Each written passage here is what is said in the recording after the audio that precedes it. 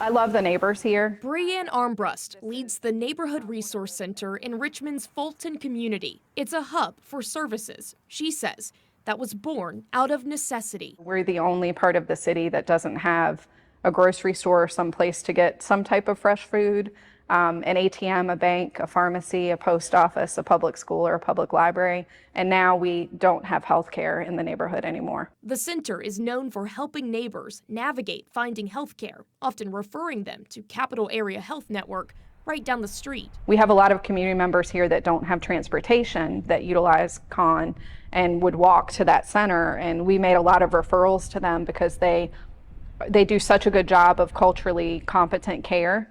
And so they understand the population that they serve quite well. When the nonprofit shut down its Fulton location earlier this month due to, quote, federal restrictions, patients came here looking for answers. I just was really crushed because this is a neighborhood that for over 65 years has had resources taken out of it and very little put into it. Capital Area Health Network also shut down its Manchester location at the same time. Now both areas have limited access to a front-facing healthcare professional because of this. A study shared by researchers at VCU suggests those same neighborhoods are pharmacy deserts, areas considered to be low income and to have low access to in-person healthcare. One is in Manchester, one is in the Fulton area, and one is near North Highland Park. These pharmacy deserts areas really are happening where other healthcare access is already compromised. Teresa Salgado leads VCU's Center for Pharmacy Practice Innovation and was part of a study that found 51 pharmacy deserts across Virginia, matching a growing trend nationally. One of the main reasons is the low reimbursement rates that pharmacies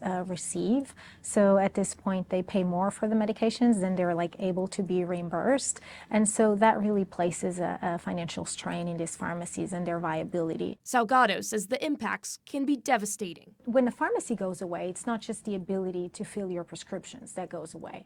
It's access to the front door of healthcare. It's access to a very highly skilled and trained healthcare professional, the pharmacist. And so it really places these already vulnerable communities at even, greater risk of negative health outcomes. The study says some pharmacy deserts could serve between 10 to 15,000 residents, a promising finding both Salgado and Armbrust say they want people to pay attention to. So I'm hoping that decision makers will step up and do some things to address this. It just shows that these areas are highly vulnerable and in high need, and so we need to take action, and we need to take action now. In Richmond, I'm Elizabeth Holmes, CBS 6 News.